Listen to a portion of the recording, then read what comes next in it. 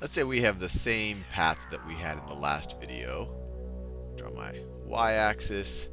That is my x-axis.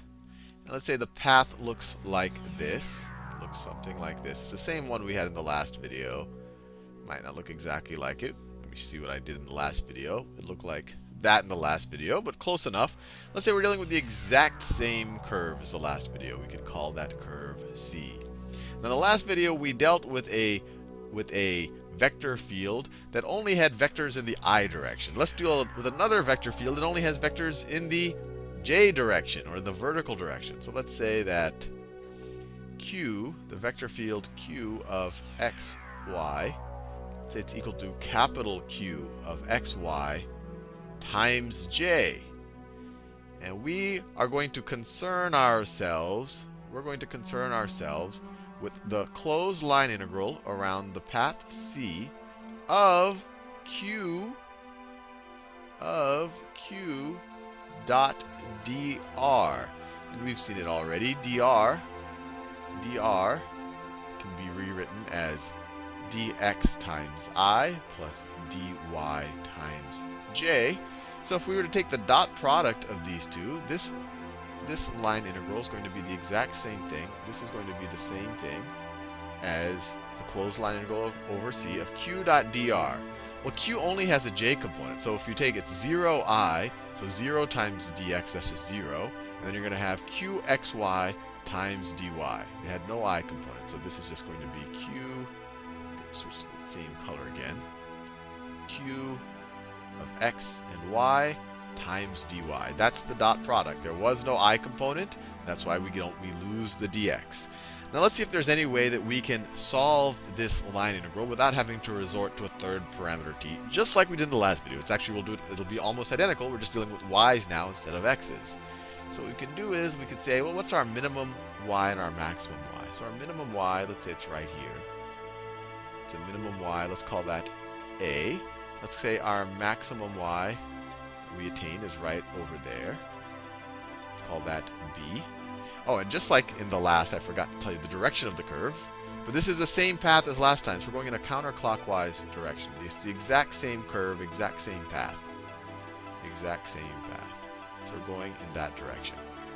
Now, in the last video, we broke it up into two functions of x's. 2y is a function of x.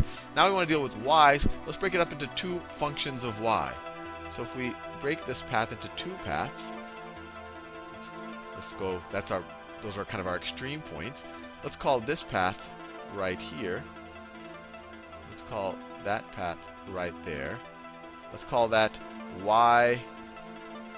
Let's call that x of, so here along this path, x is equal to, or I could write this path 2, or I'll call it C2.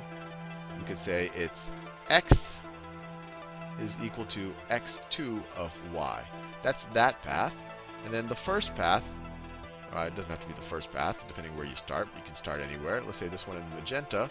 We'll call that path 1, and we could say that that's defined as x is equal to x1 of y. It's a little confusing when you have x as a function of y, but it's really completely analogous to what we did in the last video.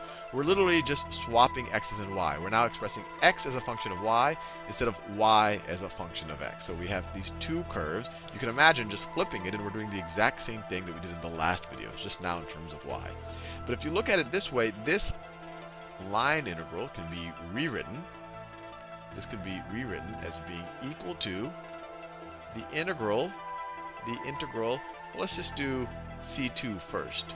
Let's just do C2 first. This is the integral from b to a. We start at b and we go to a, right? We're coming back from a high y to a low y.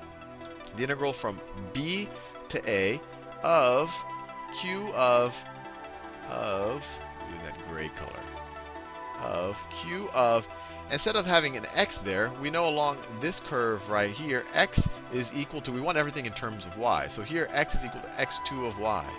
So q of x2 of y, x2 of y, comma y. Maybe I'm using too many colors here, but I think you get the idea. dy, dy. So this is the part of the line integral just over this left-hand curve. And then we're going to add to that we're going to add to that the line integral, or really just the regular integral now, from y is equal to a to y is equal to b, y is equal to a to y is equal to b, of q of, instead of x being equal to x2, now x is equal to x1 of y. It's equal to this curve, this other function. So x1 of y, comma y, dy. And then we can do exactly what we did in the previous video. Instead of, we don't like the larger number on the bottom, so let's swap these two around. So if you swap these two, if you make this into an a and this into a b, that makes it the negative of the integral. When you swap the two, change the direction. This is exactly what we did in the last video, so hopefully it's nothing too fancy. But now that we have the same boundaries of integration in these two definite integrals, we can just write them as one definite integral. So this is going to be equal to the integral from a to b. And I'll write this one first, since it's positive, of, I'll write in this one, q of x1 of y, comma y, minus this one, right? We have the minus sign here. Minus q of x2 of y, dy. Do that in that neutral color. dy. That's multiplied by all of these things. I distributed out the dy. I think you get the idea. This is identical to what we did in the last video. And this could be rewritten as, this is equal to the integral from a to b of, and inside of the integral, we're evaluating the function q of x, y from the boundaries, the upper boundary, where the upper boundary is going to be from x is equal to x1 of y, and the lower boundary is x is equal to x2 of y, right? Well, all the x's, we substitute it with that, and then we get some expression. And then from that, we subtract this with x substituted as x2 of y. That's exactly what we did. And just like I said in the last video, we're going in kind of the reverse direction that we normally go in definite integrals. We normally get to this, and then the next step is we get this. But now we're going in the reverse direction, but it's all the same difference. And all of that times dy. All of that times dy. And just like we saw in the last video, this, we do it in orange. This expression right here, actually let me draw that dy a little further out so it doesn't get all congested. Let me do that dy out here. This expression, this entire expression, is the same exact thing. That entire expression is the exact same thing as the integral from x is equal to, I can just write it here. Let me write it in the same colors. x2 of y to x1 of y to x1 of y of the partial, other than the, I'll stay in that orange color, of the partial of q with respect to x dx. This, I want to make it very clear, this is, at least in my mind, the first part, when I first saw it, a little confusing. But if you look, just saw an integral like this, if this is the inside of a double integral, and it is, the outside is what we saw there. It's the integral from a to b dy. But if you just saw this in a double integral, what you would do is you would take the antiderivative of this, with respect to x. The antiderivative of the partial of q with respect to x is going to be just q of xy. And then you, since it's a definite integral, you would evaluate it at x1 of y, and then subtract from that this function evaluated x2 of y, which is exactly what we did. So hopefully you appreciate that. And then we got our result, which is very similar to the last result. What does this double integral represent? What does it represent? It represents, well, anything. If you have any double integral that goes from, if you imagine this is some function, let me draw it in 3 dimensions. This is really almost a review of what we did in the last video. If that's the y-axis, that's our x-axis, that's our z-axis. This is some function of x and y. So it's some surface you could imagine on the xy plane. It's some surface. So we could call that the partial of q with respect to x.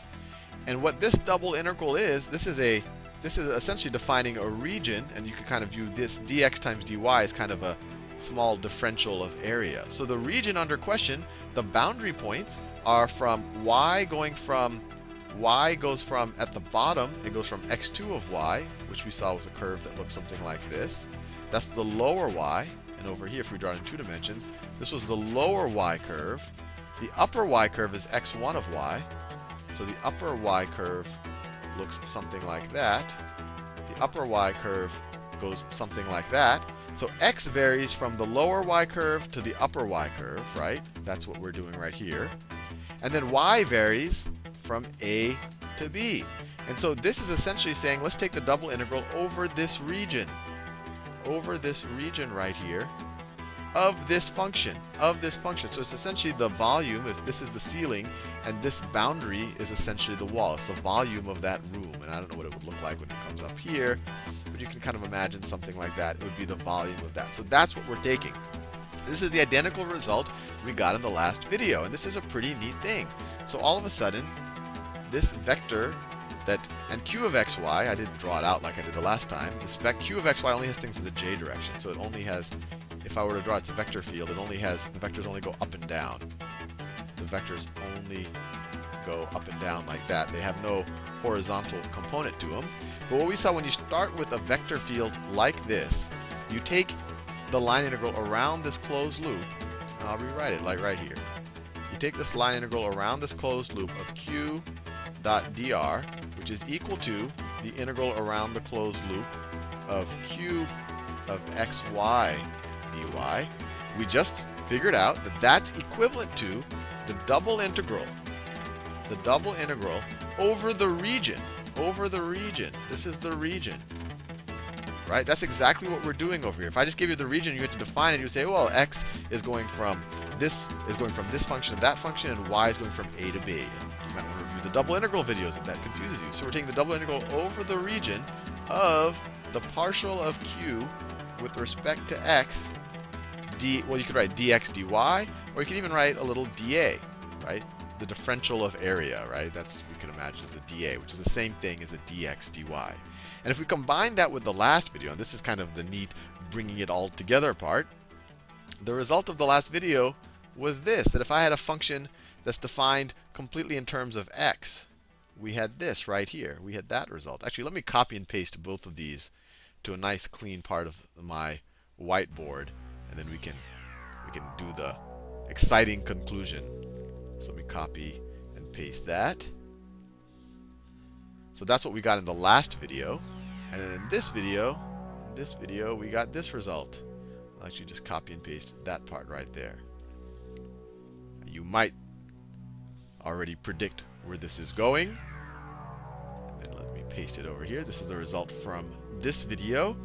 Now, let's think about an arbitrary vector field that is defined as, let's say I have an arbitrary vector field. I'll do it in pink. Let's say f is a vector field defined over the xy plane, and f is equal to p of xy I plus q of xy j. You can almost imagine f being the addition of our vector fields p and q that we did in the last two videos. Q was this video, and we did p in the video before that.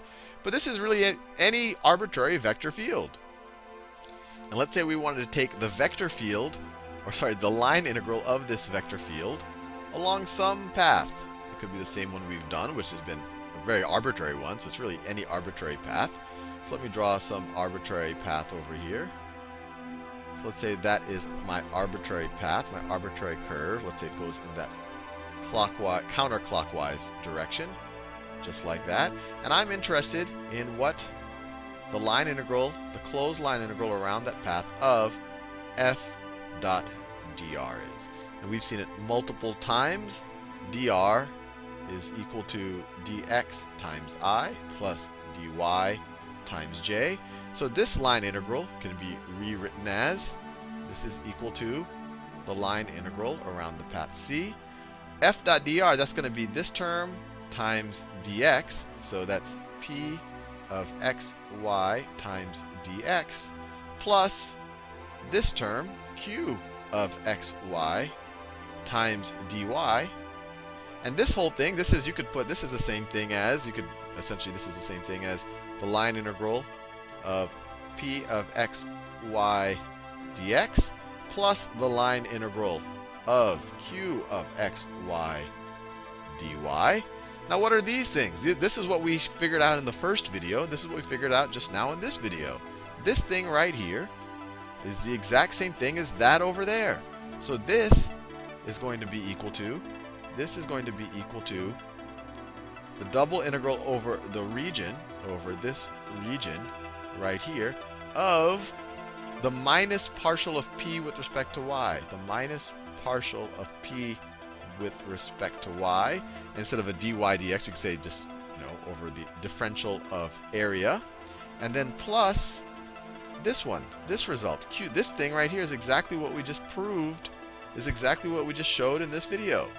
So that's plus, I'll leave it up there, maybe I'll do it in the yellow, plus the double integral over the same region of the partial of q with respect to x dA, where that's just dy dx or dx dy. You can switch the order. It's the differential of area. And now we can add these two integrals. What do we get? So this is equal to, and this is kind of our big grand conclusion, maybe magenta is called for here, the double integral of over the region of, I'll write this one first because it's positive, that one's negative, of the partial of q with respect to x minus the partial of p with respect to y d, the differential of area. This is our big takeaway. This is our big takeaway. It'll be right here. Over the line integral of the closed loop of f dot dr is equal to the double integral of this expression. And it's something, just to remember. We're taking the function that was associated with the x component, or the I component. We're taking the partial with respect to y. And the function that was associated with the y component, we're taking the partial with respect to x. And that first one we're taking the negative of. That's a good way to remember it. But this result right here, this is, maybe I should write it in green. This is Green's theorem. Green's theorem. And it's a neat way to relate a line integral of a vector field that has these partial derivatives, assuming it has these partial derivatives, to the region, to a double integral of the region. Now, and just as a little bit of a side note, we've seen in several videos before, if f is conservative, we've learned that if f is conservative, which means it's the gradient of some function, that it's path independent, that the closed integral around any path is equal to 0. And that's still true. So that tells us that if f is conservative, this thing right here must be equal to 0. That's the only way that you're always going to enforce that this whole integral is going to be equal to 0 over any region. I mean, you could think of situations where they cancel each other out, but really over any region, that's the only way that this is going to be true, that these two things are going to be equal to 0. So then you could say partial of q with respect to x minus the partial of p with respect to y has to be equal to 0, or these two things have to equal each other. Or this is kind of a corollary to Green's theorem, kind of a low-hanging fruit you could have figured out. The partial of q with respect to x is equal to the partial of p with respect to y.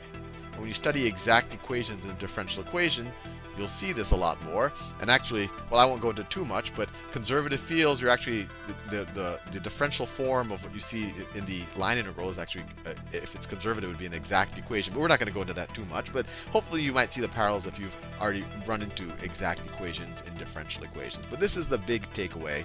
And let's maybe do some examples using this takeaway in the next video.